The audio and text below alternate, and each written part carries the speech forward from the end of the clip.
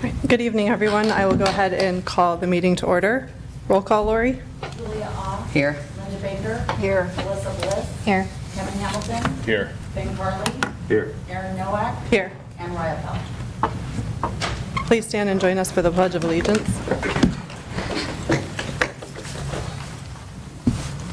I pledge allegiance to the flag of the United States of America and to the republic for which it stands, one nation, under God, indivisible, with liberty and justice for all.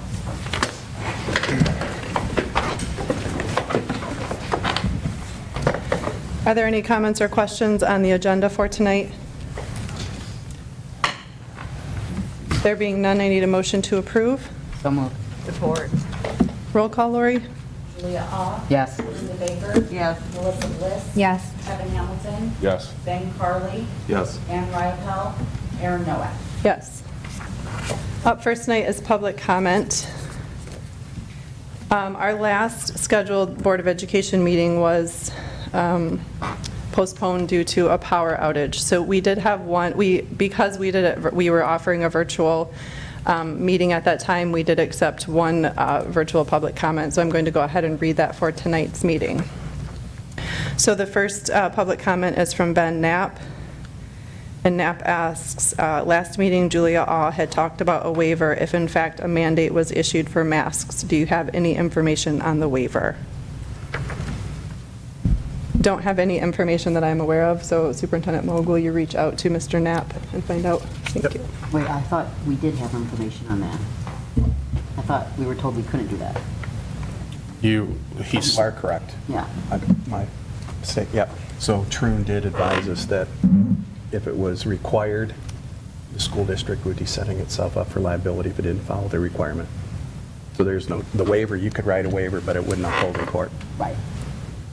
Okay, thank you. But I will follow up with Ben as well. Okay, thank you. All right, up first, Roxanne Lewis. Roxanne, go ahead and step to the podium, and then you have 3 minutes.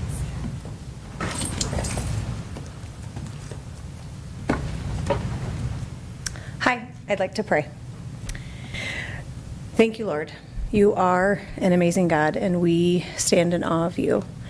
We are thankful for this peaceful assembly.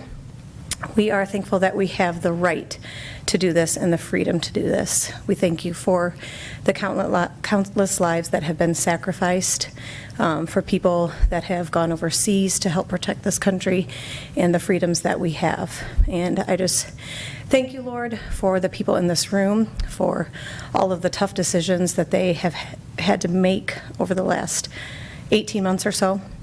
And I just pray for protection over them. I pray for wisdom. I pray for divine intervention in what it is that they have to do. I pray for our students and our staff, Father. I just pray that you would place a hedge of protection over them. I'm grateful that we live in a community that is standing united to do what's best for the students.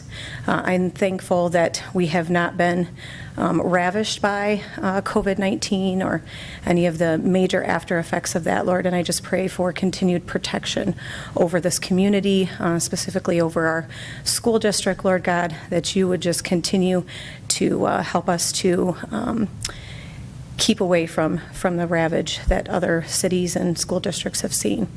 And I thank you, Lord, for these bodies that you have given us that are made in your image. And you said, Lord, to treat them as a temple. And so I pray, Father, that we would be making good decisions about what we put into our bodies, about having healthy diets like the CDC recommends, getting exercise, getting outside, and getting the vitamin D that we need. And it's good to have a little bit of honey and sweet once in a while, but not too much, like it says in your word. And I thank you, Lord, that you have given us rights like breathing freely and immune systems, Lord, to fight off these things.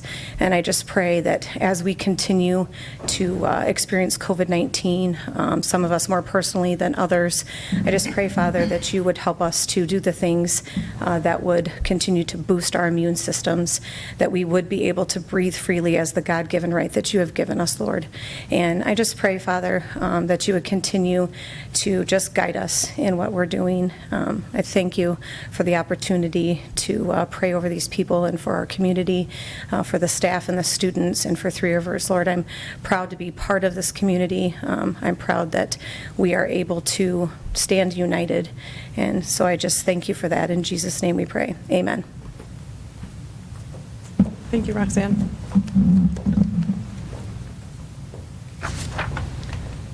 Jamie Southland?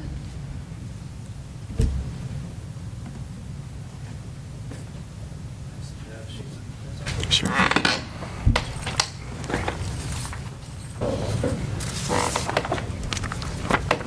right, my name is Jamie Southland, and I've got some factual data here that I spent a lot of time on going through. You know, there's a lot of misinformation out there and a lot of data that's buried, and I spent a lot of time today going through this.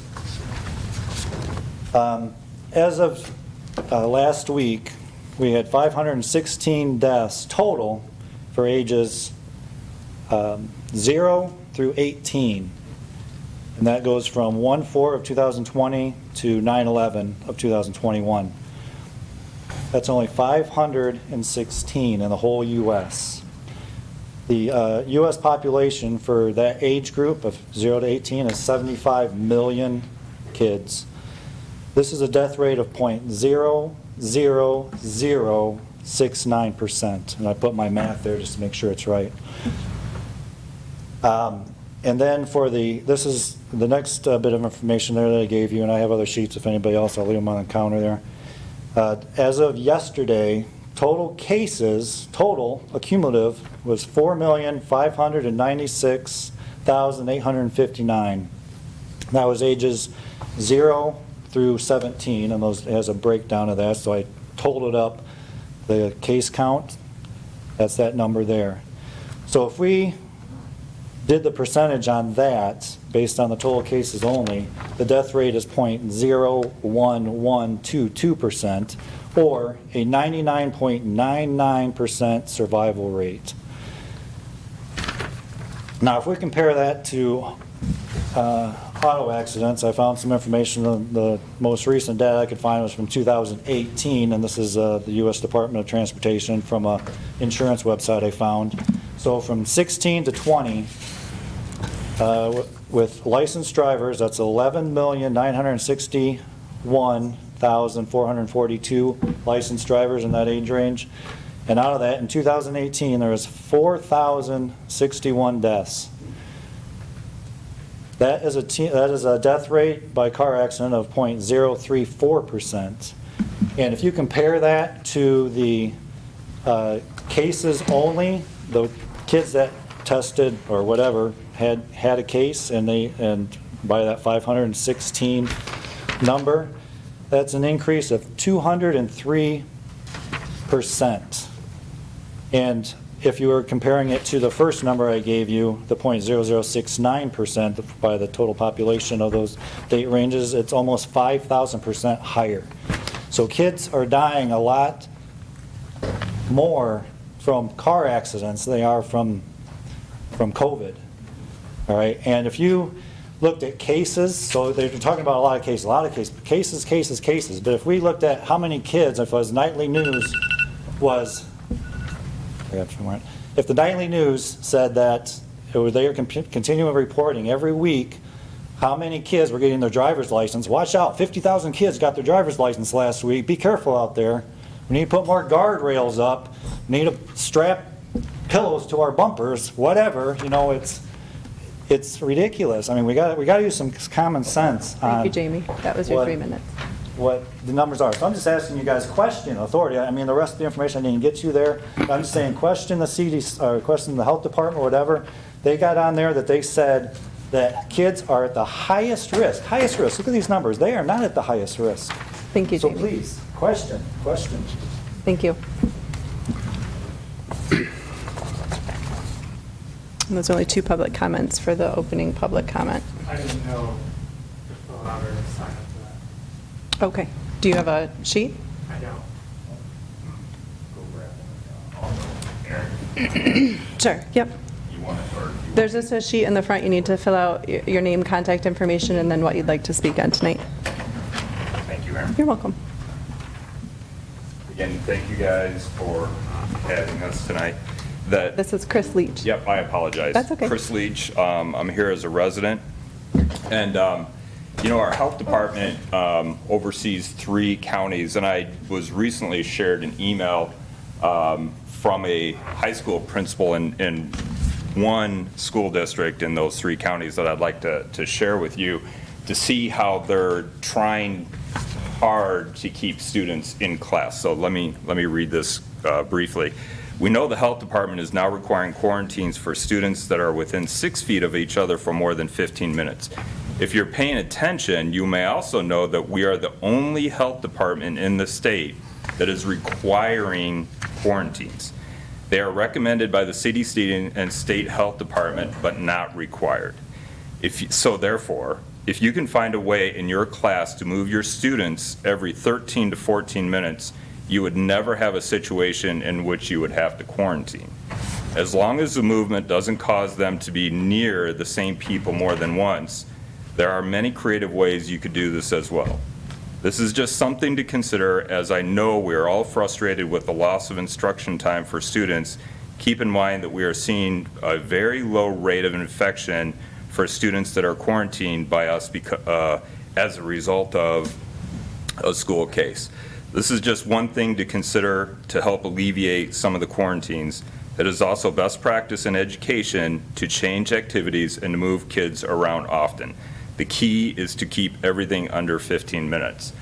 And I don't know why they shared it with me, but the reason I wanted to share it with you is that if we're going to be under these edicts, there are ways that we could work through this. There are things that we could do that avoid these close contact quarantines, because of the fact that they're fundamentally just not getting ill. The close contacts as a result of school, the kids are not getting ill at all. So, with some creative thinking, we could keep the kids in the classroom at all times. So, for that, thank you. Thank you, Chris. Thank you. All right, Clayton Lashinsky. The last board meeting, I just talked a little bit about risk assessment, being an insurance agent in the industry for almost 20 years. And since that time, there's been a significant amount of mandates nationwide that have come out for certain groups, entities, or organizations. And almost just as fast, you're seeing those agencies, those groups, those governments being sued. So while yes, I know the lawyers talked about there's a risk if some people get sick that you could be sued, I think you're drastically increasing the likelihood of litigation against the school systems when you force people to choose which risks they're going to take on.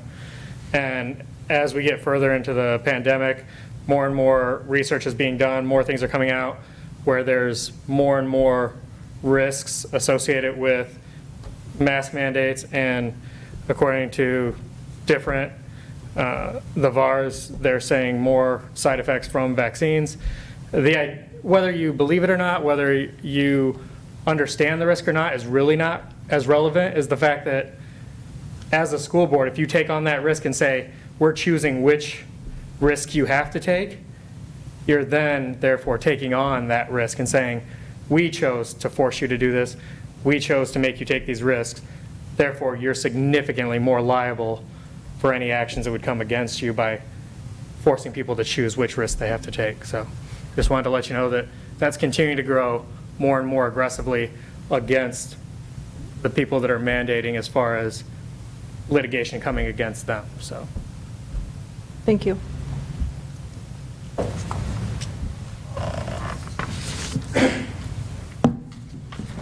Any more public comment? Okay. Up next, Superintendent Report. Mr. Moog, we'll turn it over to you. Thanks, President Nowak. Carrie Balk, can you come on up and introduce your new staff?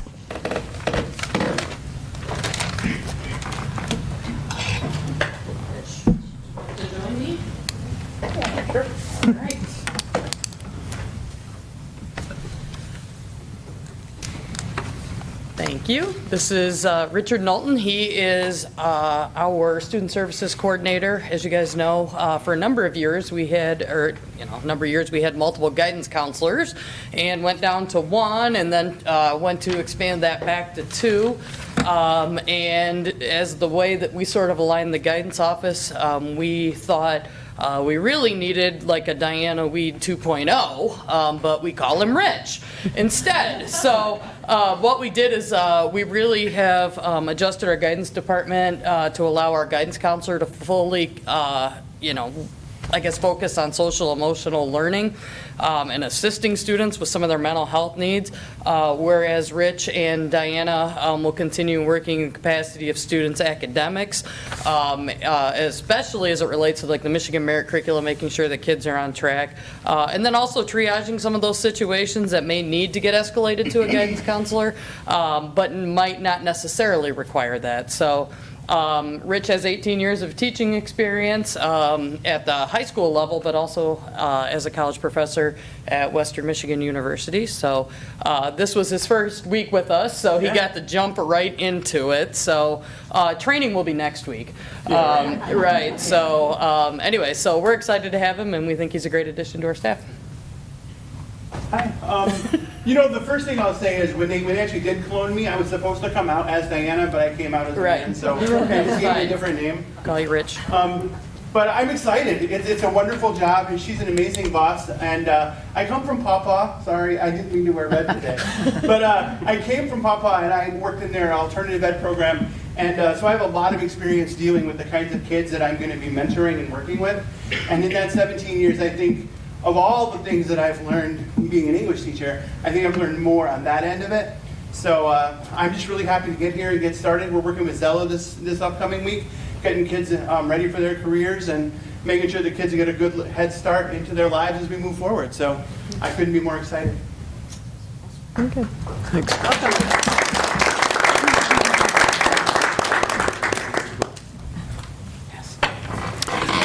Jason Bigman from the middle school.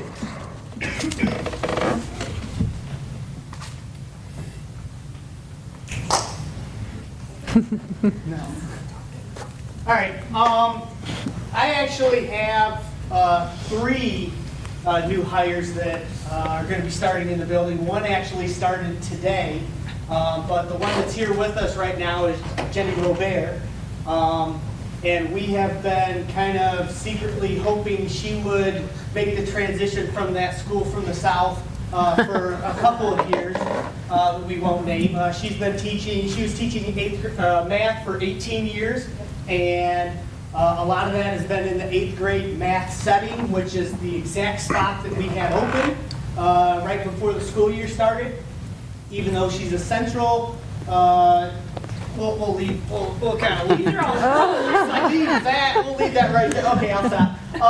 But she is going to be officially starting with us next Monday. So we've had a long-term sub in the 8th grade math position, and we are really excited to get her in here. Husband works at the high school. Our kids are in the district. She's going to be a lifer here now, and that's who I want to fill our building with. So we're pumped up to have Jenny with us officially starting next week in the classroom. So. Do I have to talk? No, you don't.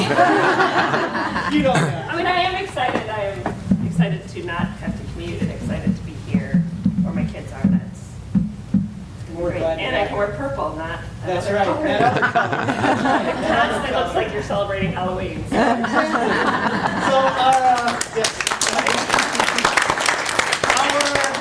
Our other 2 hires that are on the agenda, the action items, Russell Ball. He is a health teacher that we hired and actually was able to come to us today and will start teaching tomorrow.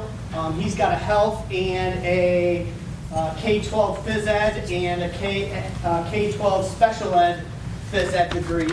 He's coming to us from KPS, and he's had some experience also at a couple of other middle schools as well, about 10 years experience. So he'll be with us at the middle school, and then also from that school to the south, we stole another person, one of their counselors. His name's Aaron Hess, and we are real excited to get him on Monday as well because we have an opening in our counseling position right now. So As of next Monday, we'll just be one teaching position short. We have a language arts position that's open. We have a couple of pair spots that are open, but next Monday I'll be feeling a little better in terms of coverage in the building. So, all right, thank you. Thanks, Susan. Jen Graber from Norton.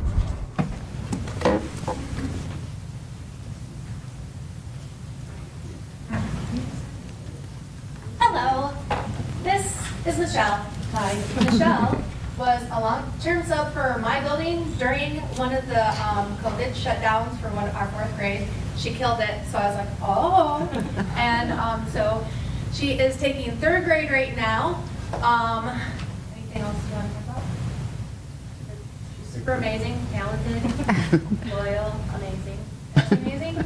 And then we also have Katie Routland that I stole from Park.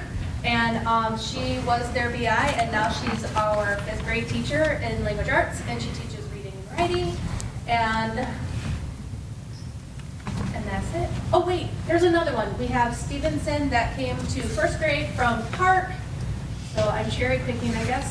And then we have one position open in between Andrews and Norton, and that is the music position. But we currently have a gem. She is a long-term sub from, she taught in Vicksburg for 25 years teaching music, so it's super awesome to hear piano in the hallways. And that's all. Thank you. Welcome. Dave Soderquist from Hoppen.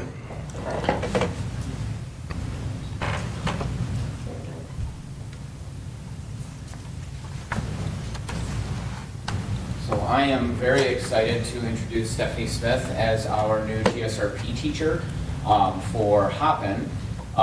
As difficult as it is to find teachers, it is extremely difficult to find preschool teachers right now. Stephanie comes to us, we went north for her. So she comes to us from Portage, has 6 years? Yeah.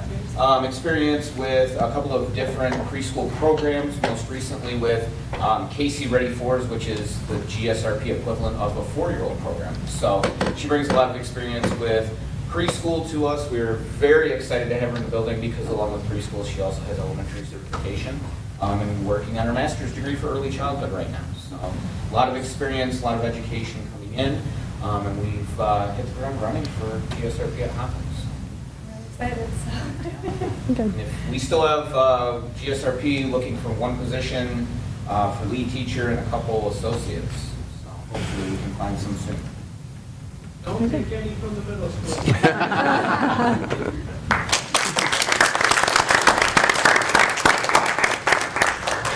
Just a couple observations from the first couple weeks of school. You can tell the kids were just ecstatic to be back, as well as staff. And doing a fantastic job, barring, the state that we're in with COVID. But we really have some fantastic teachers. But I really want to single out our transportation department. They're doing a great job getting kids to and from school safely. In fact, this past Saturday, they stepped in because Kalamazoo Public could not work with the honor flight, which happens a couple times a year. We were able to furnish 5 buses to go up there and haul people from the airport to the Air Museum and back, and got some real good positive feedback from that. And kudos to Kenny Schrader for making that happen and her bus driver. So all in all, pretty good start to the school year, and we'll just keep putting one foot in front of the other. So appreciate it. Good. Thank you, Superintendent. Okay, we're going to break into our work session studies for tonight. So we will be breaking into the curriculum committee led by Mrs. Nash, our facilities committee led by Mr. Leonard, and our finance committee led by Ms. Brindley. Our work session will be 30 minutes. 30 minutes, and then we will reconvene the regular meeting. Great.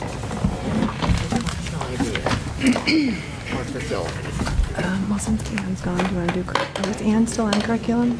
I don't think she is. I think she's policy and finance. Let's just go back and where there's a whole. Yeah. Yep. Chair, and Julia won't be there. Okay. And then Melissa and I can do facilities. Okay. And then Julia and Kevin can do finance. That work? Awesome. Okay.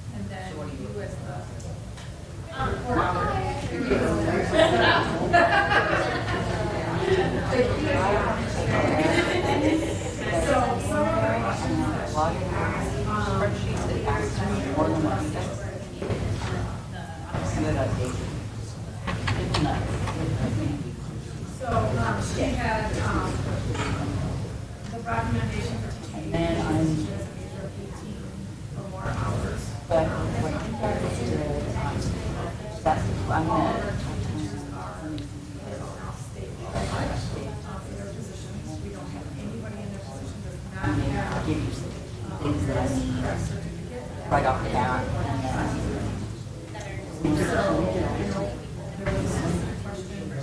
I saw what you guys did. We created the next kind of an Excel sheet for each kid. Yeah, like that's.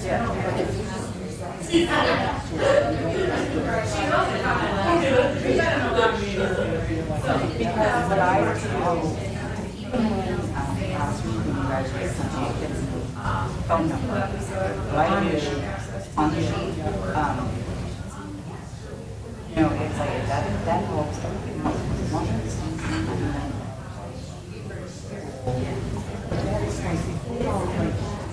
We're already there to look up the number anyway. It's like, might as well just do it. Because my English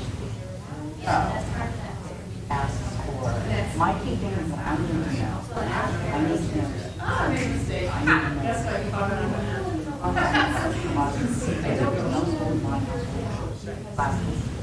Last week. Okay, instead of on the other sheet where it just says, well, I know people class name. You need to know specifically. That's why normally what I'm going to do is so like the last week where you all sent me that was helpful. I've gotten some what I want to do is the household member.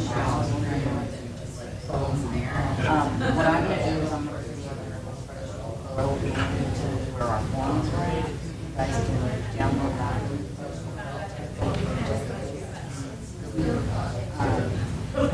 Contact number, phone number. So contact the guardian, phone number.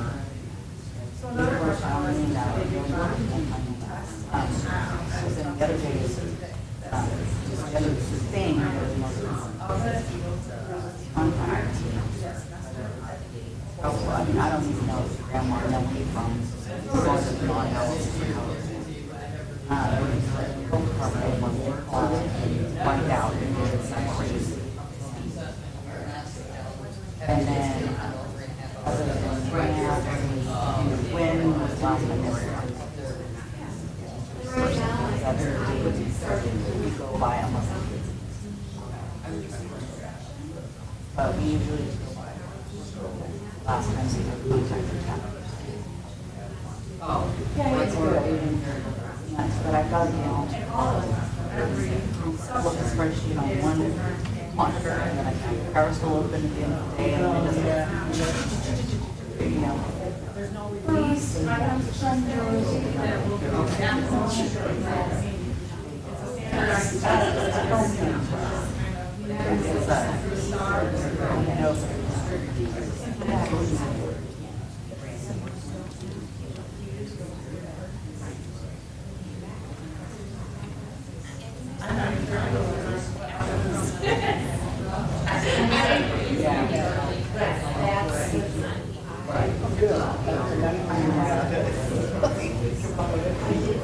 then so I thought, you guys.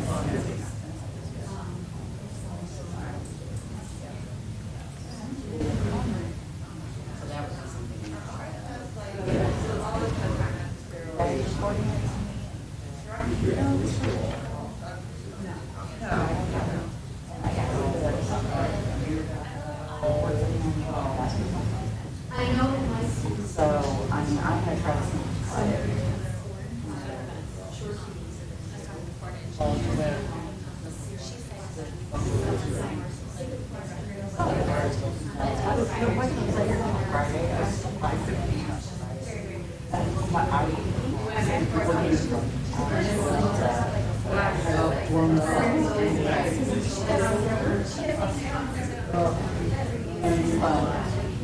Yeah, any way that we can simplify what you're doing. Right. I'm gonna talk to them.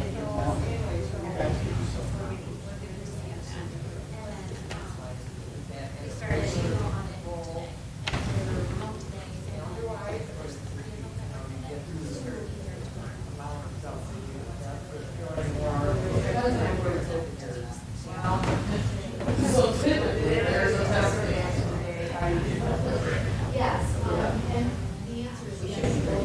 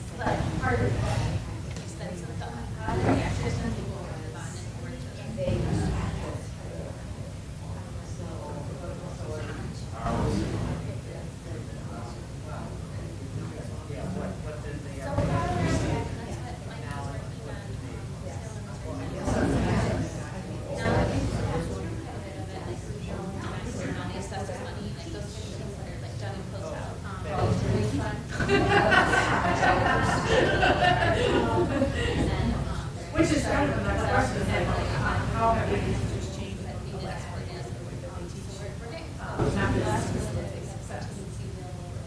all of our teachers are good teachers, and we're constantly changing. I mean, I would also say that you know, so like the UDA, sometimes sort of have more neighborhood. Yeah, and so, you know, we're GCs go, no, right? We used to do district writing, which we continued after the rest of the district. So, you know, the amount of information is entirely significant from all these kinds of sources. And then we have to make decisions on, you know, what we value as giving us the most feedback in different areas. And sometimes those things will be the same. Sometimes the children have to take care of totally different sources, you know,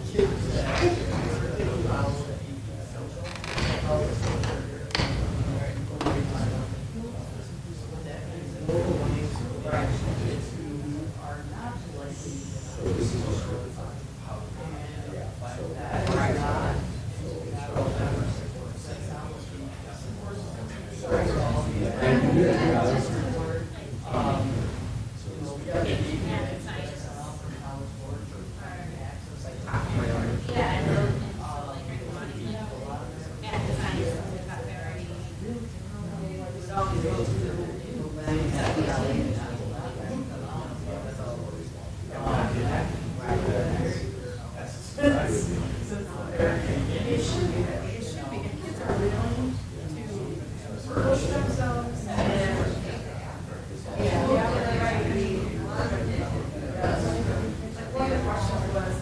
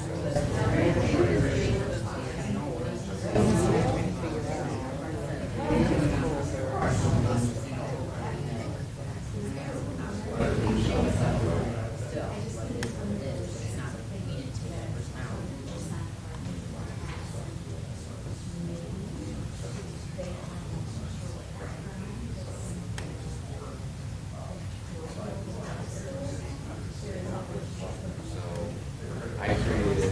Thank you. What I have in the last couple of years. So I just went back to what I had in the past. I have a lesson plan, 22, and then I created folders. Because you're smart. Is that what you said?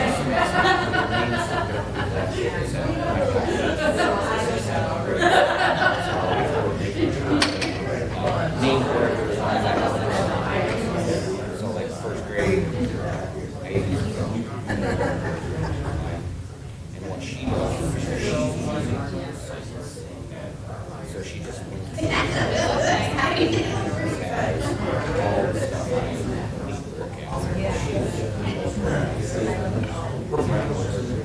Oh, yeah. This is like she's got differentiation. So Oh, that's totally what I would do. yeah. Yeah, that's totally what I would do. Yep. So they're all in. I'm gonna go through them right now and figure out who they're returning yet, so I can email them out.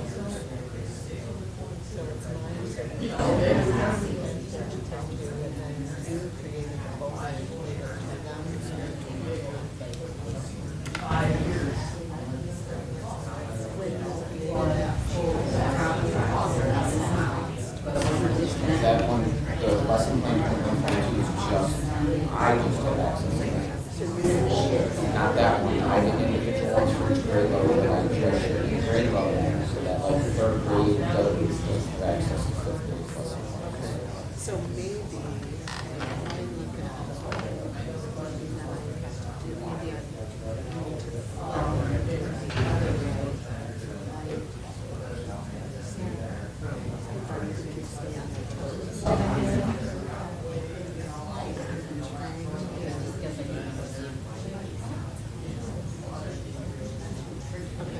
so Don shared a folder with me yesterday.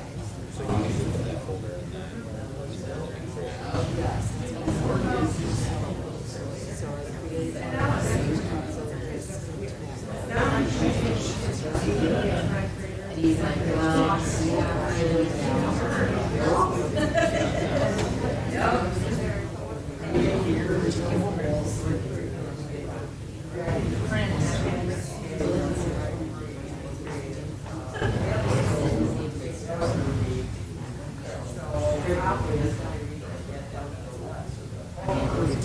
It's going to be at the big. Oh, down the hall? Yep. Okay.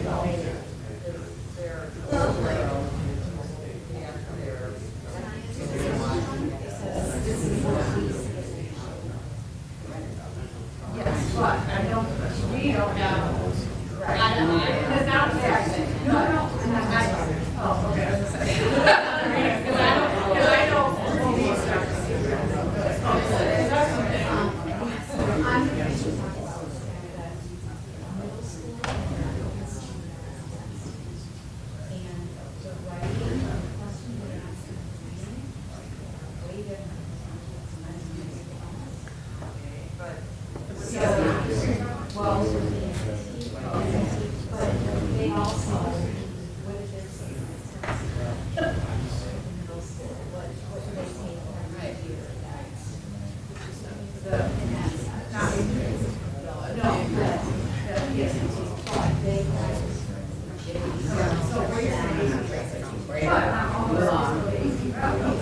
When I was there, Alonzo.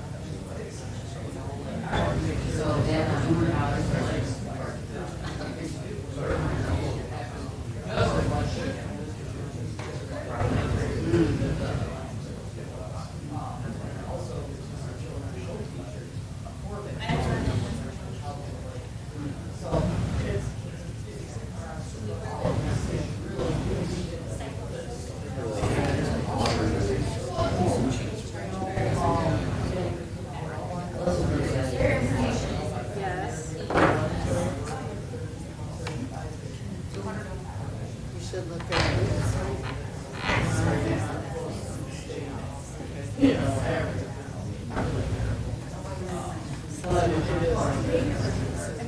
Yours is 2020. So you just did this 2022.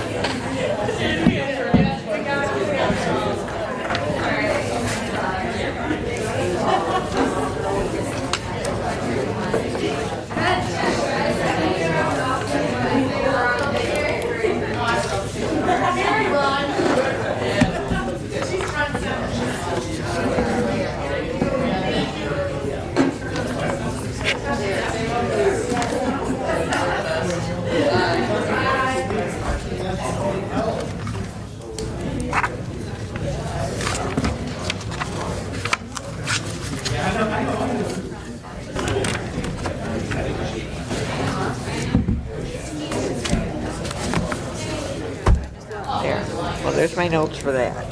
Can you, 2 minutes, can you condense that? I don't know that I'll say all this stuff because, yeah. All right, I'll give you 5. I got some good points here. Start back up. That was way too loud right now. Oh, is it? Yeah, probably.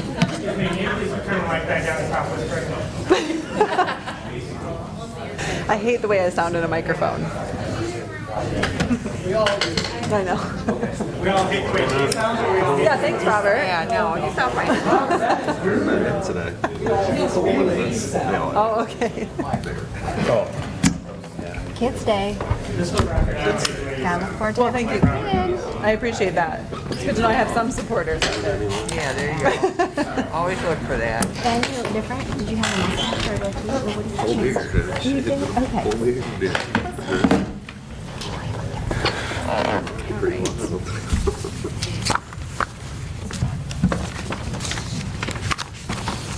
All right, we'll go ahead and start our meeting back up with a report coming out of the curriculum committee first. Wonderful. Okay, well, thank you. Yeah, I'll tell you, we just had a very, very interesting and enlightening conversation for me. Some of the high points here, and I have a whole page of stuff. All of our AP teachers are certified in their particular area.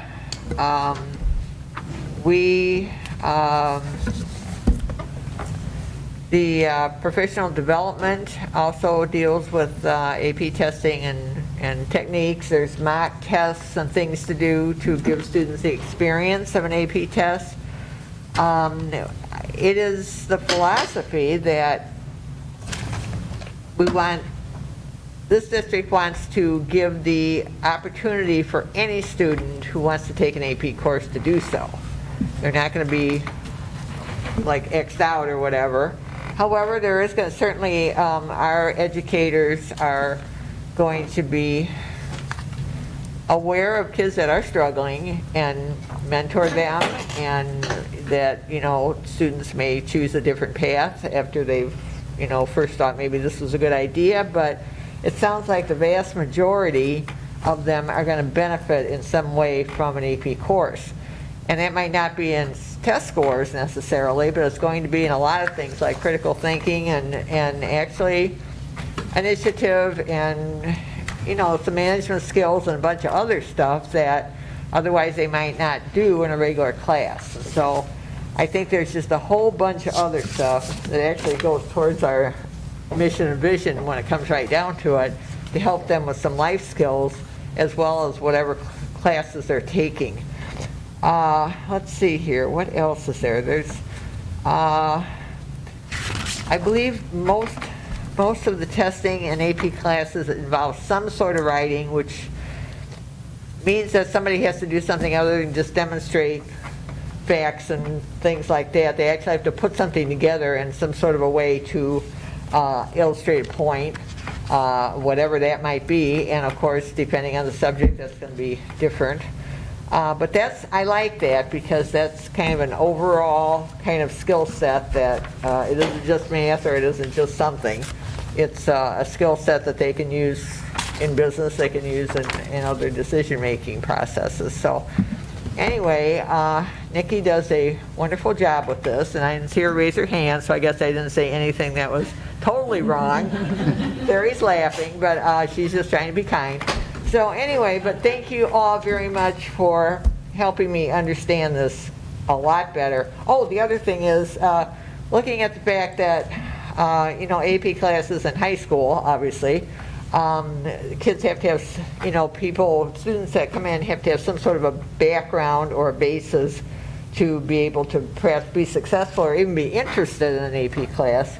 And they are working on perfecting alignments and probably, that's going to be kind of a moving target also, but trying to see that there is some building of skills in the middle school when they do have a little more time to do that, because obviously in elementary, they need to know how to read and read to understand, and they need to know math and some basic stuff, so that's probably, a lot of their day. And then in middle school, you start having a little bit of free time to do some of these other things. And so, and those kids then would be ready to step perhaps into high school with a little bit more background and understanding of what, and make them know what might be interesting to them as well, letting them have some of those independent decisions. So this was very, very helpful for me. Thank you very much. And I think we have a wonderful group of teachers who are willing to do this AP stuff. It sounds like it's about 16 times more work than doing a regular class and being done. So thank you all that are willing to do that and put in that extra time. I think it's awesome. Any questions for Linda? All right, thank you, Linda. Up next, Facilities Committee, Melissa.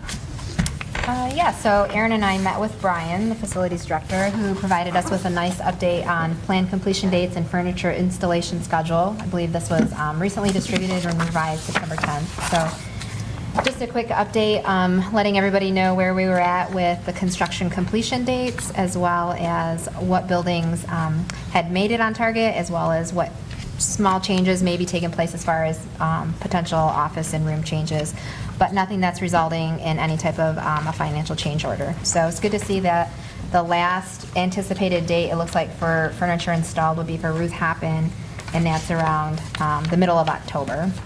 The other piece of information that Brian distributed, and you should all have a packet, would be the September committee board update, which is also available on the website under the bond project update reports. It doesn't look like September's on the website yet, but all the prior ones are. And again, just does a really nice job of detailing some of the progress that's been done at the different facilities, as well as a nice set of photos, kind of just outlines some of the highlights for the work that's been done. So, all good things. Any questions for Melissa? All right, thank you, Melissa. And up next, the Finance Committee, Julia. Kevin, you got your notes?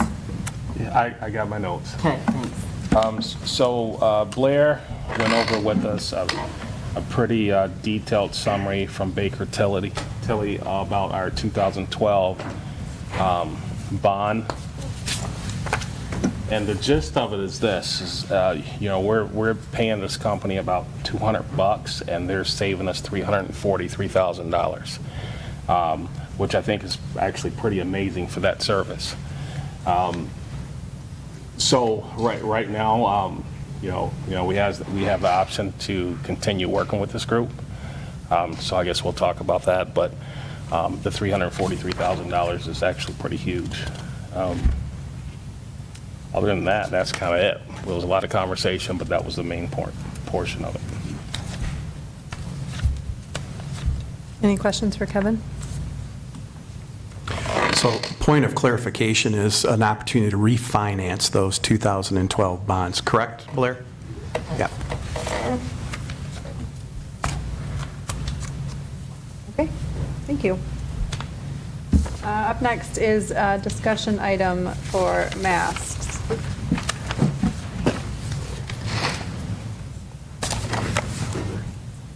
Ben, did you want to lead off? Sure, I can go first. I know I've been really vocal on this subject, and I'm going to continue to be. We'll go off of data first. We got numbers today, and from last week, compared to last year, I just pulled some numbers from November and February. So current positive cases are up 800% in our school district from last year in November, which was at a peak time for COVID. Close contacts are up 170% from last year. Last year we had a mask mandate and we had hybrid instruction where kids were social distanced by way of there being fewer students. In February-ish, March-ish, 12 and older had access to the vaccine. We don't have student numbers on vaccines yet. I don't know of any districts that have been able to compile that due to FERPA. We do have some staff, some districts are compiling voluntary staff vaccine numbers. The good news here is our staff numbers have gone way down. for positive cases as well as quarantine. Can't prove causation there, but correlation would be staff have access to the vaccine, you're positive or you're close contact, you don't have to quarantine. So our kids are getting instruction from the staff. But these numbers to me are pretty darn alarming. We have no vaccine mandate, no mask mandate, no social distancing, and yet our kids are in school every day. And we have the same goal. I know others disagree with me out there. I understand that. The goal is the same. Keep kids in school so they can learn, so they can go to sports, they can do prom, they can do all that stuff that we want them to do that we all had the experience to do. We just got through talking about AP classes and quality instruction. So I guess and I'm in schools every day, so I spend pretty much the entire day walking around finding out who's there for the day, which class is quarantined, which administrator's out. It is non-stop, and we are 3 weeks into the school year. So I guess my question is what are we going to do about this situation? Because this trend line, 3 weeks into the school year, we have 16 kids that are positive, 197 already out on quarantine. I don't see this much. We have one class closed at Norton. So yes, we're talking about masks, but we're also talking about the effects of COVID. And I know there's a lot of talk about kids don't get sick, and that is great news, right? They're not getting as sick as adults, but those kids go home to adults, and they live with grandparents. And a lot of our families don't have the resources. So I keep harping on this, I know, but I'm extremely concerned, especially when we go off of data on this. And so I'll start there. I guess I would like to add, Ben, also, is that the thing is that, and I'm glad that children have a very small percentage of serious illness. However, they are part of the transmission chain, and that is why COVID hasn't gone away, because someone gets to transmit it to someone else. Maybe 1.5 people, okay? Those people transmit it to another 1 or 2 people. And suddenly, in about 4 layers, you've got 20 people that have been exposed to this virus. Some of them may not be sick, some of them may be sick without symptoms, but nevertheless, it's continuing to spread, and that is a very big concern.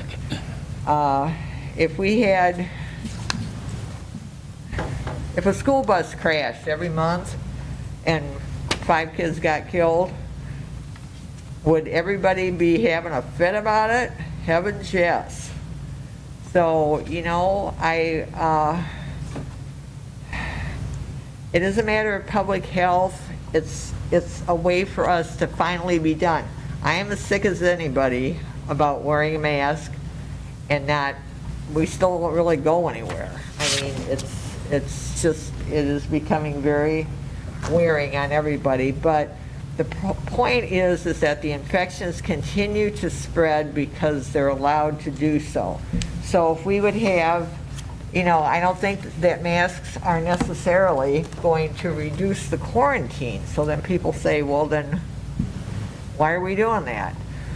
Well, because we're going to have a percentage less a potential infection if we do that. I mean, we're obviously overreacting, I guess, maybe through the quarantine process, but that's what we need to do to capture as many potential infections as possible. So if we can get a few people more to wear masks, then those potential transmission chains are no longer in effect. And suddenly we have a lot of less infections. So I mean, this is a math problem. If someone wants to graph that out or something, and you can see the difference between reducing infection by 5% or 20% or whatever, and I mean, it's a huge number as the infection is allowed to spread. It's a huge number that we would avoid. And we have a way to avoid this, a way to mitigate it, and masks and social distancing as much as possible is really, and vaccination. I mean, that's our only tools right now.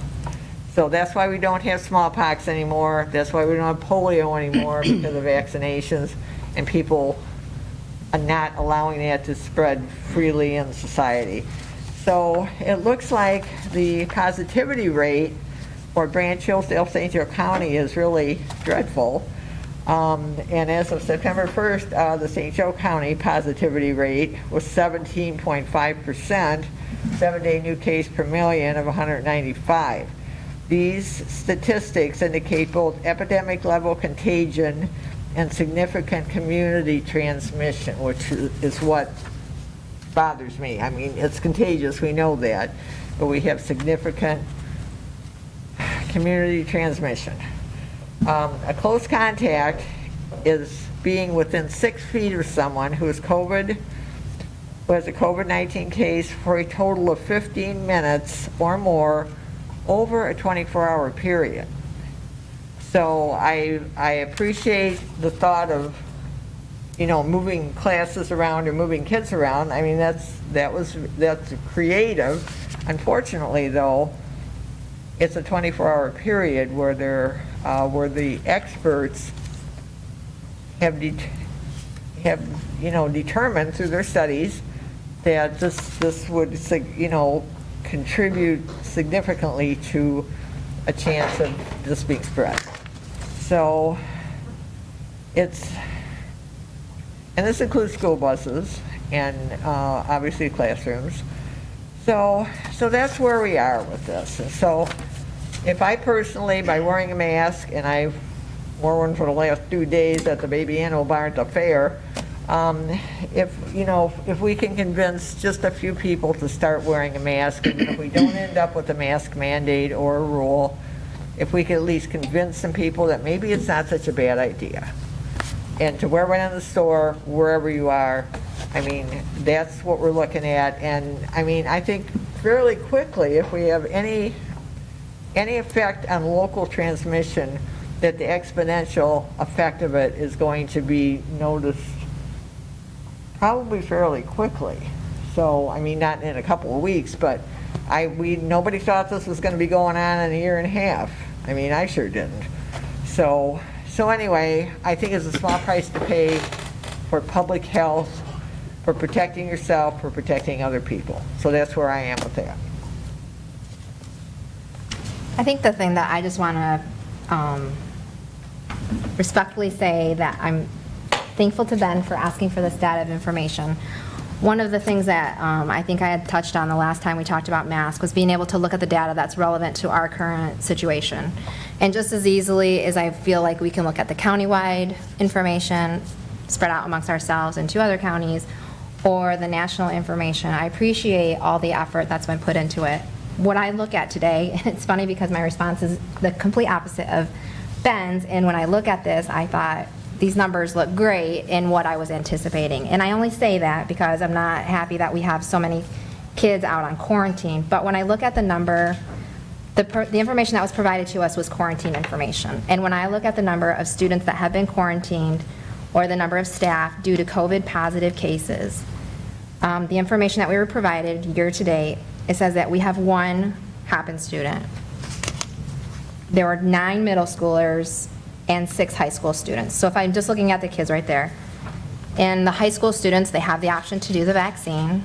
Middle school students, I would assume there's going to be some that fall under the age potentially of 12, but if that's an option for them, that is the majority of the number of positive cases. That would be 15 out of 16 positive cases so far this year. So to know that we have 1 student in the elementary school buildings that have tested positive, to me, the idea that the middle school and the high school have the option to do the vaccine, I would assume they would have the same choice and opinions on whether they choose to wear a mask. So if we really focus on the younger younger age students who are unable to get the vaccine, I just don't think a mandate for 1 over the last, how many weeks since we've been in school, is enough to say that that's probably what the majority of our constituents would want for their students. I guess I'll just leave it at that. No, I guess I do want to say one other thing. I think the other thing that has come to my mind when we talk about keeping our students safe and secure, and as that is like the #1 priority on our strategic priority list, it says specifically to create a safe and secure environment, both physically and emotionally, for all students, staff, and visitors. And if we really want to look at that, there is something more beyond just the physical sickness that can happen, whether we're in school, on a bus, kids go to grocery store, or it's happening outside of the education district. And so keeping that in mind, we're completely leaving out the emotional aspect of it. And I know that everyone's aware that it takes an emotional toll on our kids, on our teachers, on our parents, but I think that is just as important as whether or not I catch a contagious virus, which I don't think is limited to just those that have vaccine available for them. And that's really all I have to say. I guess my comment would be to the quarantines we have due to the kids being positive. And then as a result, we have a column that shows from close contact to COVID positive during quarantine, and we only have 3 kids. So we have 100 or 213 kids that have been quarantined, and only 3 have been resulted in COVID positive. And so then I wonder, are these 3, was this siblings in the same house? Does anybody know? I mean, I think that's a valid question, because then if that's the case, well, okay, I would assume possibly. I would look at that, but that's part of it, or but I can't. Right, so I think that's a valid point, though, because when we're sitting there saying we're quarantining all these kids, and 3 have resulted in COVID positives while in quarantine from potential exposure. I think we're quarantining kids. Excessive? Yes. Because the number of positive cases that are coming out of them are minimal, Yes. very, very minimal. Well, this shows 1.4%. So when we talk about risk, it just seems very small in Yes. comparison, even to the number of students Yes. that we have in our buildings. And then I would err on the side that the 3 positive were probably in the same household. That would just be my assumption. That's all I've got to say. So our plan is move forward as is. And I don't want to say when, or if, but when we flop to virtual, are we ready? We have 1 class. Are we ready as a district? I believe we definitely are ready if we have to go. Is it possible to get these statistics monthly, or at least so that we can discuss them? You bet. Review them Yep. once a month? Don't we think we should be getting, oh, sorry, Ben. I would think we'd need this more than just monthly. This is like a moving target. Right, I just want to be able to at least look at this moving forward too, Yeah. not just today. I think we should have it An weekly. expectation at our meetings, so every 2 weeks. Yeah, that'd be great. Prior to the meeting, we make it part of the agenda. So when that Norton class flipped, we just switched and went to virtual right then, and that's the procedure moving forward when other classes get quarantined, is that they flip to virtual. So what we did, Nick, do you want to chime in on this one? So when we went with Norton, right, the 1 classroom or Jen, we sent them home.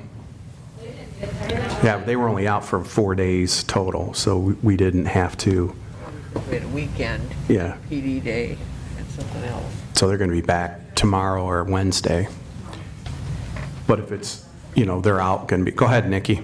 So I do have a learning plan that we put together, I did with the principals, for if we go to remote, and we did outline similar to what we did last year. Middle school, high school, they'll have the devices with them. If we go full building, it will take us about 3 to 5 days for a full transition to get students all of their Chromebooks. And then if it's a building or an isolated incident like we have there, it's 5 or more days for quarantine for that particular transition. I mean, it's not, if we find out at noon on Tuesday, we're going to remote, it's not an easy flip for everybody to be ready in 48 hours, even with the experience. And we have been, I know principals have talked about it, really trying to keep our kids using Google Meet, Seesaw, all of the components that we've been using. But like our 3rd graders have never used Google Meet because they were Seesaw last year. So that's a transition as well. And it's, the teachers getting all of their kids, making sure that they're in Google to be able to make that transition. So we have been working, but I can say I know we have a fourth grade right now in a building that's making a transition because their teacher is out on quarantine. So that particular situation has to have the kids ready at school so the teacher can teach at home. Okay, now, It's a lot of logistics. I'm sure it is. Now, according to the health department, if there's an exception to the close contact definition that I just read, that would exclude students who were within 3 to 6 feet of an infected student, excludes them for being identified as a close contact, where both students were engaged in consistent and correct use of well-fitting masks and other K-12 school prevention strategies such as universal and correct mask use, physical distancing, and increased ventilations were in place in the pre-kindergarten, K-12 school, and school bus setting. So masks then would reduce the number of potential quarantine students. So that is also something I think to consider because, yeah, quarantining is a pain and it disrupts a lot of stuff. I get that. That would, in the way I understand this, would reduce those number of students who would be considered close contact who would then be subject to quarantine. So this is from the health department. So, and I mean, the health department knows way more about this than I do, so I'm kind of leaning toward health department and CDC because they are people who know this stuff. So anyway, so that would, I think that would reduce the quarantine numbers, but more importantly is going to reduce potential continuing of infections other than what's already out there and bring these numbers down. I mean, that's what we have to do. And I mean, eventually, I suppose, everybody's either going to get COVID or get vaccinated, not get it or whatever, but do we really want to suffer through another 6 months or 10 months of this? I don't. But anyway, that's another reason to consider some additional mitigation. And I'd just like to say that with some of the mitigation strategies that we had last year, even though they're not mandated this year, I hear from elementary school, middle school, and high school, teachers are still trying to maintain distance of kids in classrooms. They are encouraging kids to wear masks. Nobody's getting docked for, nobody's getting treated differently because they wear a mask. My son came home and said, the teachers think, we should be vaccinated. That's an option for, not saying that the teachers are promoting vaccines. But what I'm saying is they're having these discussions in school, letting the kids know what some of the options are. I think what I'm trying to say is that it's not like our high school and middle school and elementary school staff are coming in here and saying COVID doesn't exist, and because you're not making us wear masks or you're not making us social distance in the classroom, we're not doing it. It is still happening across the district. And so, I think that's a positive thing. So I don't want to say that we're not doing any of the mitigation strategies because I do think they are occurring in the schools. And I guess after listening to Linda as well, I guess I just want to make it very clear too that I'm not promoting that those, and I actually would say I would continue to promote those who choose to wear a mask to do so. Because just like Linda had made the comment, if that's what needs to happen in order to help bring the numbers down and you feel more comfortable that way, absolutely. Even if I'm choosing to say I don't want to put in place a mask mandate, I am in no way advocating for no masks. So just going by Ben's numbers, and I appreciate Ben for doing some research and bringing it to the board. The numbers that you bring, I mean, is it really a surprise that cases go up from a year from now when COVID's just been around for just a few months? I mean, I'm not surprised, but this is what I want to tell you. So I look at, for instance, Three Rivers High School. We're not wearing masks, right? I work in a high school where masks are mandated. there's 0 positive cases at Three Rivers High School, and there's more students at my high school. We wear a mask, a little bit smaller, and there's 0 cases. So, I mean, we can call it what we want. Just had a conversation with a young man today whose uncle is on a ventilator, extremely upset. His uncle was vaccinated, been on the ventilator for the last 10 days.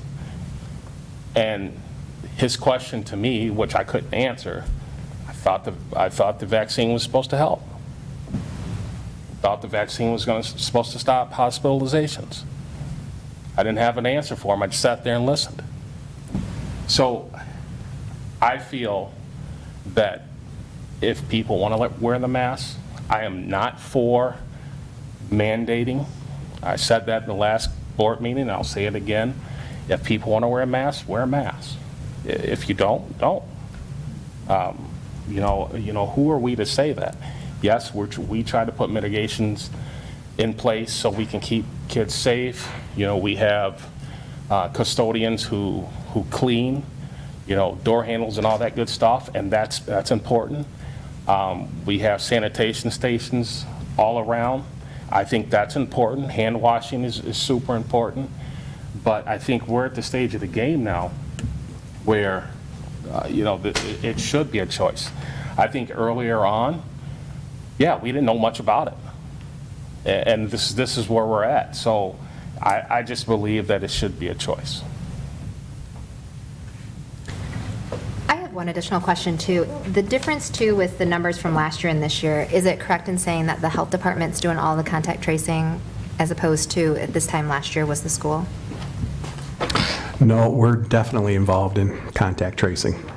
Because it depends on how the information comes to us. Right. So a lot of times, the parents are calling us, letting us know. And once in a while, we get a call from the health department asking us, hey, there's a positive case, and Okay. Yep. So building principals are still spending as much time doing contact tracing as they had been a year ago? The buildings are doing contact tracing once they're made aware of a student who, as you can see, isn't getting COVID in school. They're getting it outside of school, but they're contagious while they're in school. Does that include sports, activities, and transportation also? That's correct. Okay.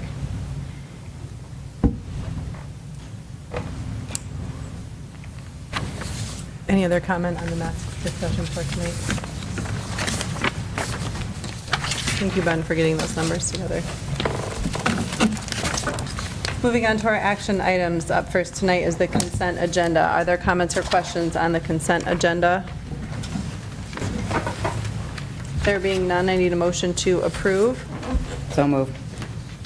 Support. Roll call, Lori? Linda Baker. Yes. Melissa Bliss. Yes. Kevin Hamilton. Yes. Ben Carley. Yes. Ann Ryako. Julia Ah. Yes. Aaron Noack. Yes, motion passes 6-0. Next, a leave request. It is recommended that the Board of Education approve an extended unpaid leave request from a staff member as requested. Are there comments or questions on the leave request? Do I have a motion to approve? So moved. Support. Roll call, Lori? Melissa Bliss. Yes. Kevin Hamilton. Yes. Ben Carley. Yes. Ann Ryako. Julia Ah. Yes. Linda Baker. Yes. Aaron Noack. Yes, motion passes 6-0. Employment appointments. It is recommended that the Board of Education approve the following new employee appointments as presented.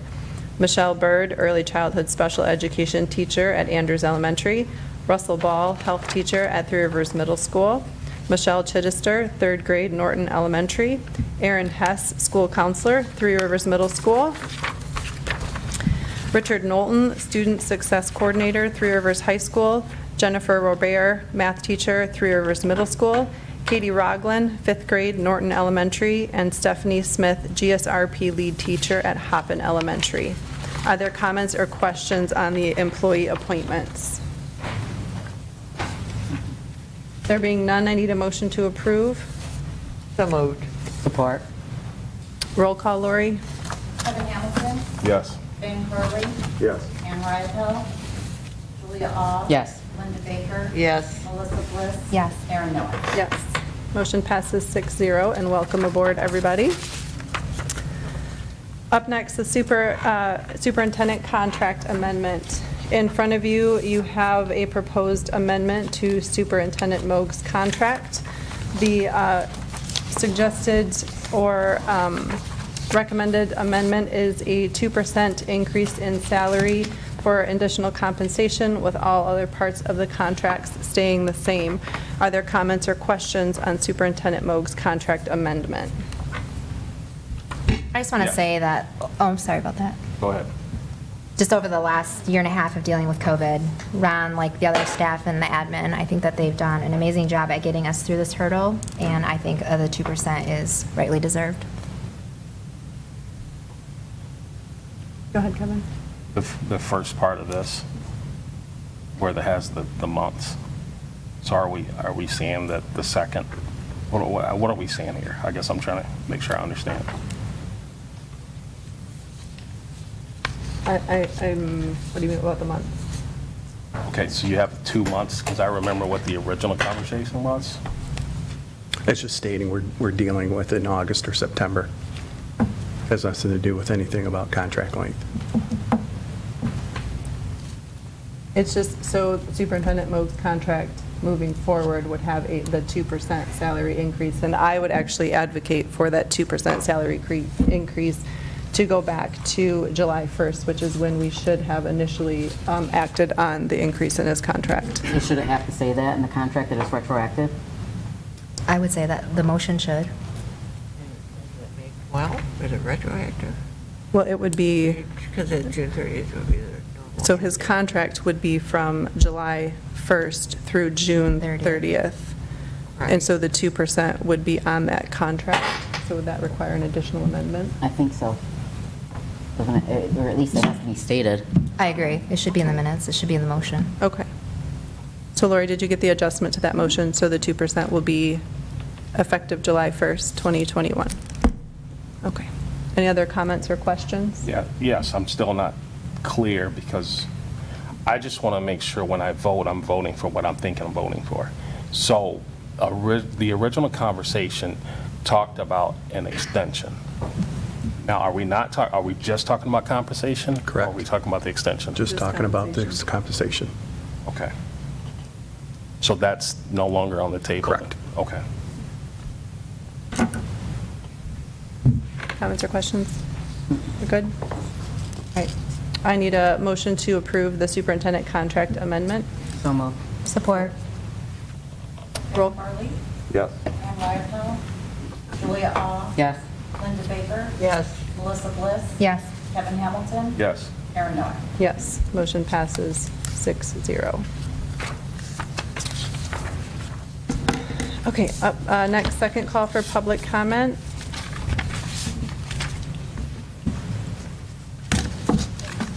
Sorry, Roxanne. Roxanne Lewis. Do we have to throw out another one if we want? Yeah, yeah. And you have your 3 minutes. Okay. I just wanted to remind you, like the last board meeting, that we're okay with choice. If you want to wear a mask, you can wear a mask. If you want to get a vaccine, you can get a vaccine. We're not against any of that. And the majority of the people that we have in our coalition are not against any of that. The data that Jamie presented, though, is still here. Despite Ben's numbers in our district, kids are still at low risk. We wore masks last year. We still had positive cases. We still had lots of quarantines. So even last year's number, I'd be interested in seeing that, with it even being hybrid and only going 2 days a week, of what those numbers would be, because we still had we were in the same boat as what we are right now. We're being forced into quarantine. So, and I know you guys are just following the health department's mandates, and they're using CDC recommendations. Well, there's lots of things that the CD recommends that we don't follow, like a healthy diet, plenty of water, exercise, not smoking, lots of stuff. So now all of a sudden we're picking and choosing, like a buffet, what we want to use, what the CDC recommends. So that's a bit frustrating on our side that we're being forced into this. Last year, the MHSAA did the forced quarantines and the forced testing of athletes. They did follow numbers a little bit better than other people did. 99.97% of the athletes that were forced to quarantine did not get sick. That's a very large number of kids that did not get sick. And like Julia said, I would think, one, it may be family members. It could have been from an outside source. We don't know what they were doing. We can't track it back to the school. So it is our choice. It is the risk that we're willing to take. As you see that we're sending our kids to school, there's been a lot of parents that have chosen to move schools or do homeschool. They still have that option. And as of right now, we still have the 6th through 12th grade virtual option, right? Okay, I'm not sure. Nobody said anything. But we feel comfortable sending our kids. There is no option. There is no option right now for the virtual. Okay. Israel has the highest vaccinated rate. They also have the highest rate of infection. After the vaccine, the Delta variant and all the variants exploded. You can see that graph online. It was just on the FDA report. Linda, as far as what the public health and the safety of the health, it's a virus that can move into animals. I believe I sent you a video where there was a doctor that talked about that it's not going away because it can transfer from animals back to humans. So the whole thing that COVID's going to go away, probably not going to happen. We are here because we want choice. We're here because we are willing to take the risk of the kids and the masks. We can't go after the schools. We can't prove that the COVID came from the school. So we're okay with that risk. And for those who aren't, they have the option to homeschool or do online learning. The majority of us want to have school. And then I have some questions I'm wondering if you can answer. My daughter was just recently quarantined. Why are rapid tests allowed for positives but not negatives? And what is required to verify a positive test? And I'm also wondering about allowing a medical exemption. I sent my little ones to Howardsville last year. My first grader gets headaches whenever she wears the masks, so I'm wondering if you'll allow a medical exemption that would be written by a doctor. Those are my questions. Okay. Thank you. Thank you.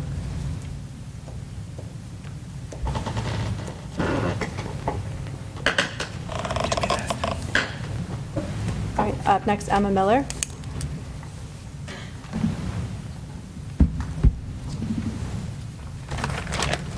Hi. So tonight I'm reminded of germs. How many times are little kids, because my perspective comes from more elementary school, that's where my kids are. How many times we touch our faces and then we touch the mask. It attracts hands to our face. And then we're touching all these other things, and we're spreading colds. And I don't know if the flu still exists anymore or not. I don't think it does, but if it did still exist, you'd be spreading the flu. These kind of things. Like, this is just real life. This really is the world we live in. There's going to be germs, there is risk, those kind of things. But it's just interesting to me putting that on their face, and like we saw the visual last time of how the molecule actually penetrates the mask, and then you got this kid constantly, I'm sure some of our teachers can just vouch for the constant touch of the face, which is it just opens up a whole nother can of worms. But we have the sanitation throughout the schools, the stations, the air filtration systems. We have the janitors, right? We talked about that last time, that are doing double duty on cleaning things. Those are all things I super appreciate and just want to bring back out in the forefront, because we're taking risk when we take our kids to Meyer. It is no different and probably exacerbates the risk than when they are in school with all these things I just listed that you guys have been so great about putting around them. So my kids have been taught to respect others if they're wearing a mask. That's their right. But it is also mine as a parent to have the choice to make those decisions myself too. So I thank you for those that spoke out for that. I appreciate the choice, the option of choice. Thank you.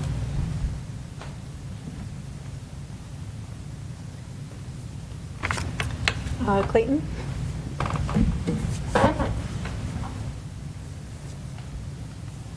I know you're not required to respond, and you certainly have the choice as elected positions. First thing I would like to ask Ben, what is the end goal? Is there a number that if we ever got to that certain number where you would stop bringing it up every single time, or is it until it's zero, which I think is unrealistic? I think if you're going to continue to push it every single time, I think I'd like you to present I think it's reasonable for you to present what your end goal is and what you consider reasonable. As far as numbers, when we're talking 15, 3, but you can cherry pick numbers all day, and I'm not saying you try to do that, but I'm sure if I went back and took the numbers from last year and did a week-by-week study, I'm sure I can find where so far in the 3 or 4 weeks that we've had, where it was 700% less than it was last year. So when we're dealing with such small data numbers and such finite amounts, I think percentages is extremely misleading to try to imply that, whoa, it's up 800%. Well, that went from like 8 to 16. I just think that we need to be a little bit careful if we're going to exacerbate the risk, that we're at least keeping that in context. So I would like to know your end goal or what you feel it needs to be if you're going to keep bringing it up. And for Linda, after we heard the numbers, and I know you had some statistics, I know there were some other statistics about the numbers of being this many students, this many that actually had it, this many lives we disrupted in classes and careers potentially for sports and stuff like that, with maybe only this many affected. I think it was 3 out of the 100 and some plus that have been quarantined.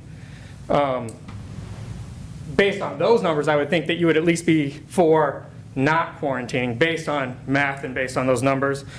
And then my question to you is, are there other things like people dying in students dying in car accidents, since that's a significantly higher risk based on the number of deaths? Are there other things that you're as passionate about, or is it just because this is popular that you're most concerned about death rate and infections with this specific topic, or are you as passionate and concerned about things that have actual higher numbers of negative side effects? And I would encourage you to look at data that disagrees with your statement and just see that there are other doctors, other specialists, and other people that maybe disagree with maybe the validity of wearing masks and what the positive side effects are and potentially what some negative side effects are. And as a board, I think if there's anything that came out without question tonight was the excessive quarantine positive outcome versus negative income. So if you're going to continue to support the local health department and their CDC mandates, which, I mean, sorry, one of 7,000 mandate or requirements or guidelines and the expectation, I would like to know how long the board will continue to disrupt literally hundreds and hundreds of lives, potential sporting careers, and actual careers by taking them out of school and pulling them out when that percentage of actual being infected, I don't know what the math is on 3 to 16. I don't think it's a percentage. I think we really need to look at the numbers and say, hey, this many students, we're taking this many away from classroom time, we're taking this many out of sports, and there's a chance that these 3 may have been affected by this. Thank you. Jamie Southland.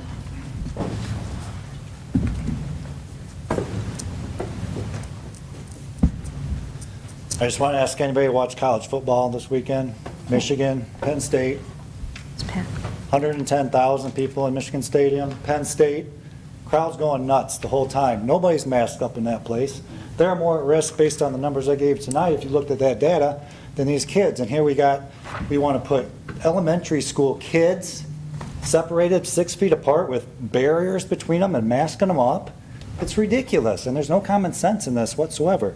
So let's use some common sense. Fortunately, there's my glasses. I just did a quick search. 2018, hospitals overwhelmed. Hospitals overwhelmed by flu patients are treating them in tents. Coming down, the CNN even. Flu overwhelmed nations, ERs, leaves 20 children dead. That was 2018. I go on and on. Just do a quick search. So flu, obviously, where's flu? Like she said, where is the flu?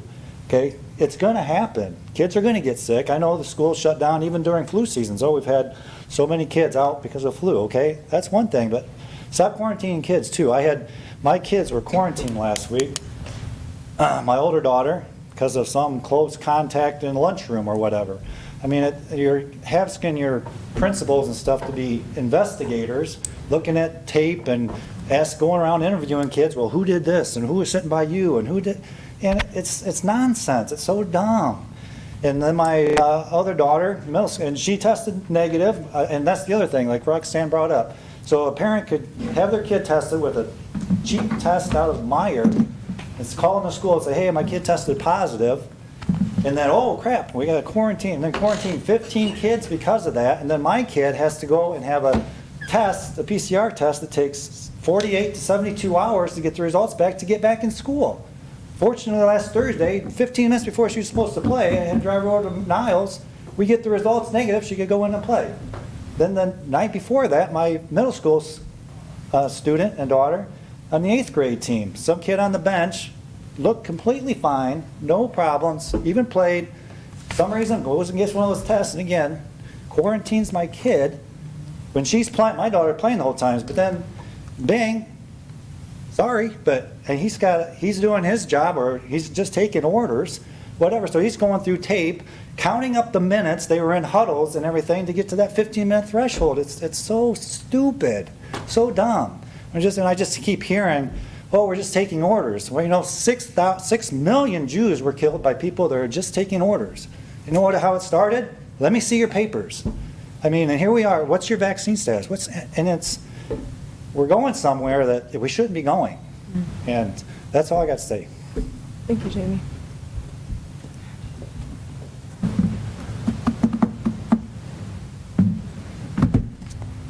Okay, any other public comment? Sure. Thank you. You're welcome. Just, if we actually, statistically speaking, that kids are at much greater risk, the teens and stuff driving, riding in cars, and if we actually cared so much about student safety in that, we wouldn't let kids drive to school. But yet, we allow kids to drive to school, and statistically speaking, they're at much greater risk. So, I appreciate your comment, Linda, in regards to, like, if we had a bus crash every week where 5 kids were killed or whatever, but all we have to do is take a look back this summer where we had a couple of really, really bad accidents with kids in a car. And so they're much greater risk, but we still allow them to drive when statistically they're at much, the risk for them driving and riding. And for those of us that are in CTE education, we've stopped that this year. That we're allowing them to drive, but we're not allowing them to ride this year. So we acknowledged that there was a risk for students this year, especially when they get together with their friends and stuff. So we still, under certain circumstances, allow kids to drive, but we're not doing the ridership anymore. We do not allow them to ride. So again, if we actually cared and we put the emphasis on areas where statistically it matters more, I would be all for that, but not in this situation. So, thank you. Chris.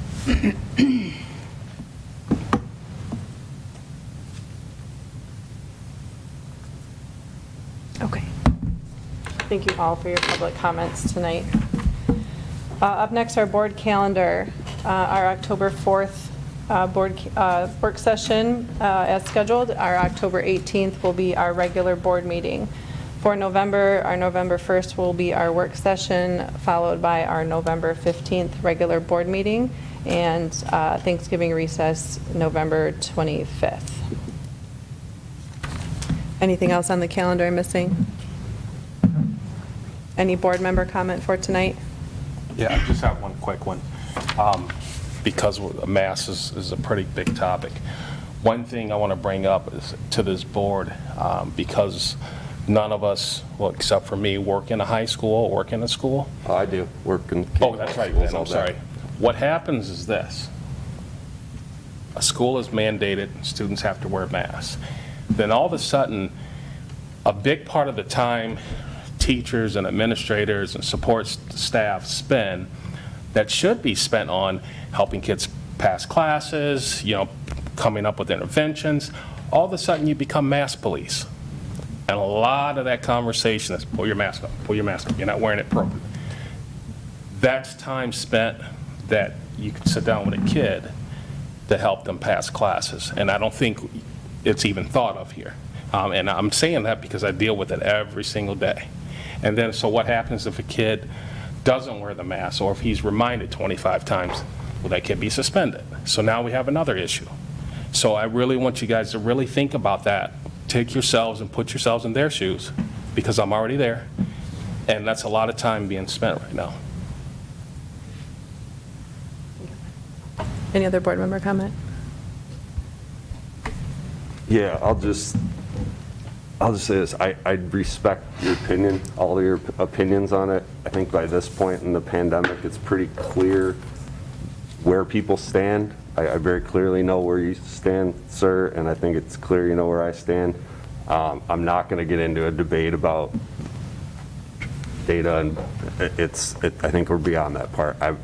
We are elected to represent the community.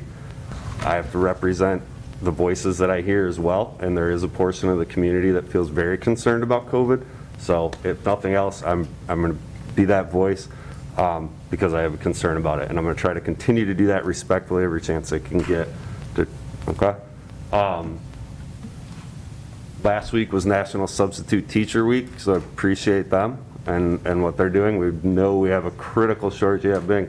We have a critical shortage of subs. So anybody who's substituting this year, thank you so much. Today is National IT Professionals Day, so Nick Bryant, there you are. Celebrate you. Thank you very much. It does take a village to run a school. Things are really tense right now, and it's not an easy road. So we appreciate the village, and the village is the community, whether we agree or not. So thank you. And one last comment, I guess I just wanted to say to everybody, thank you for the conversation today, because I think that's something that's been lacking at the board level, but it's really nice to hear, as we have differing opinions, that everybody here can be respectful, including the audience, so I really appreciate that. And if one takeaway I think that we can all agree is that there is a lot of time spent on quarantine where we feel it's probably to the extreme, so I really hope that our health department can take a look at the changes that have been made, the order that came out on September 3rd, where there was a quarantine order update before school really even had a chance to get started, so. Oh, well, and I would like to echo your comments. Thank you all very much for bringing these things up. I mean, there's certainly, there's always a benefit to civil discussion, and I appreciate all of you bringing your concerns to us. Like Ben, I think I would agree with Ben, well, probably with everybody on some level, that we're trying to do the best we can to keep the kids safe, keep the kids in school, and help mitigate this whole public health issue. And so if we can do those things, that would be great. And I, along with Ben, will continue to do that, because we do need to look at it. I personally feel we need to look at expert guidance, and we need to remember our mission of giving our kids safe and effective education. So, but thank you very, very much for taking the time to come here. I do very much appreciate it, and I've listened to all of you, and I appreciate it. Thank you. As we settled Superintendent Moog's amendment to his contract today, I'd just like to take a moment to thank Ron for the work that you've done here in the, is it 3.5 already? 3.5. 3.5 years. He's been through a huge bond project with us. He has been through COVID changes with us, multiple staff changes. So as board comment tonight, I am going to read a notice that I received from Superintendent Moog tonight. Dear Three Rivers Community Schools Board of Education, after much thought and reflection and devoting 35 years of my professional life to public education, I have decided to resign at the end of the school year, which fulfills my final year of my contract, effective June 30th of 2022. I want to thank the Three Rivers community staff, the Board of Education, and our parents for your continued dedication and commitment devoted to every one of our students.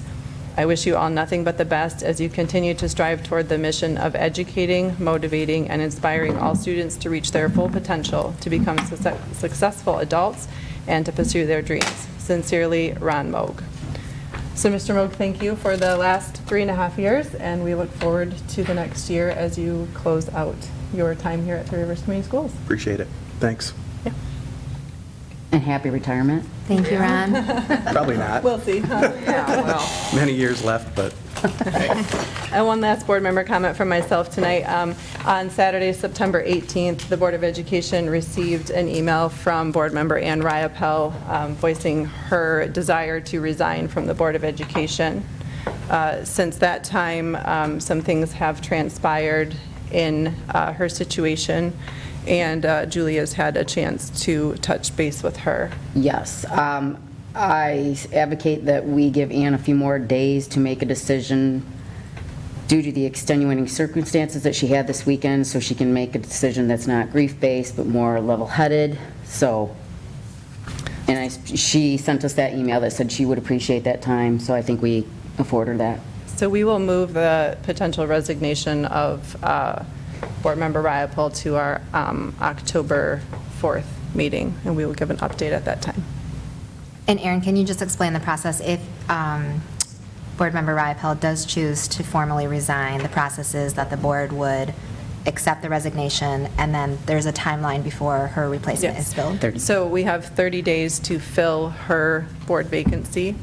We do that through a process of interview, so there will be an application to anybody that is interested in applying for the Board of Education. That potential member will be interviewed by the board. The board will select their top candidate and offer that position, or that person, the remainder of Board Member Riappel's position. So that would be effective until the date that she was set to either re-elect or to time out of her time on the board. And if I remember correct, I think Ann was on the last ballot. She was with me, yes. So she'd have the position would have another full year. 3 years. 3 years. 3 years. 3. Wait, and you know what, to be honest, I will have to double check on that, because I do think the rule is not, so I may have misspoke, because I've only dealt with people who are in their second half of their 4-year. So That maybe the position next may only be available. until the next election cycle. Okay. So there will not be a special election to fill the seat, but I do believe then the replacement would be required to run at the next board election cycle. Am I correct? we'll have to look at that. For a partial term? I think that Okay. does sound accurate. Yep, so I'm sorry, I did misspeak. So they would, he or she would be until the next election cycle. Good. Any other board member comment? All right, that being said, I need a motion to adjourn. So moved. Support. Roll call, Lori. Yes. Linda Baker. Yes. Melissa Bliss. Yes. Kevin Hamilton. Yes. Megan Harley. Yes. Erin Noack. Yes, meeting is adjourned.